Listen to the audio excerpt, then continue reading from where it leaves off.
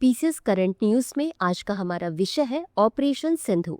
सबसे पहले देख लेते हैं पूरे एपिसोड में किन किन मुद्दों पर बात करेंगे। जानेंगे चर्चा में क्यों, ऑपरेशन सिंधु के बारे में, अन्य महत्वपूर्ण बिंदु और अंत में देखेंगे एक अभ्यास प्रश्न को। तो चलिए शुरू करते हैं। हाल ही में भारत सरकार ने ईरान में बढ़ते युद्ध और सुरक्षा संकट के बीच अपने नागरिकों को सुरक्षित निकालने के लिए ऑपरेशन सिंधु शुरू किया है। इजरायल ईरान संघर्ष के चलते ईरान में फंसे भारतीय छात्रों और नागरिकों की सुरक्षा को लेकर यह अभियान शुरू किया गया है। यह ऑपरेशन भारत की रणनीतिक कूटनीति को उजागर करता है, जो संघर्ष क्षेत्र से अपने नागरिकों की सुरक्षित निकासी सुनिश्चित करने में मदद कर रहा है और जटिल संबंधों को नेविगेट कर रहा है। अब जान लेते हैं ऑपरेशन सिंधु के बारे में। ऑपरेशन सिंधु भारत का एक निकासी मिशन है। इसका उद्देश्य ईरान में रह रहे भारतीय नागरिकों, विशेष रूप से छात्रों को वापस लाना है।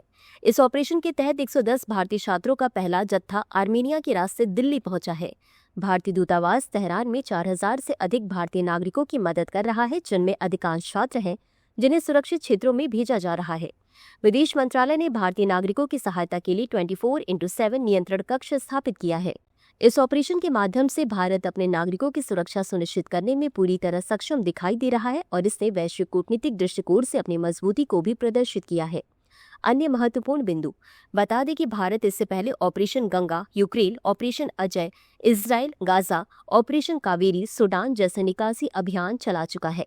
भारत को कुछ ईरान के पड़ोसी देशों के साथ तनावपूर्ण रिश्तों का सामना करना पड़ता है, लेकिन आर्मेनिया, तुर्कमेनिस्तान और इराक के साथ मजबूत संबंधों ने इस निकासी में मदद की है।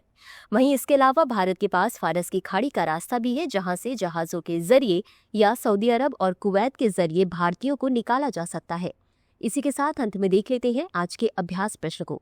ऑपरेशन सिंधु के संदर्भ में निम्नलिखित कथनों पर विचार करें। 1. इजरायल ईरान संघर्ष के चलते ईरान में फंसे भारतीय छात्रों और नागरिकों की सुरक्षा को लेकर यह अभियान शुरू किया गया है। 2. इसका उद्देश्य ईरान में रह रहे भारतीय नागरिकों, विशेष रूप से छात्रों को वापस लाना है। उपर्युक्त में से कौन सा या कौन से कथन सही है या सही है? ए केवल 1, बी केवल 2, सी 1 और 2 दोनों, डी न तो 1 और न ही 2। इस प्रश्न का उत्तर कमेंट बॉक्स में जरूर दें। अभी के लिए बस इतना ही। धन्यवाद।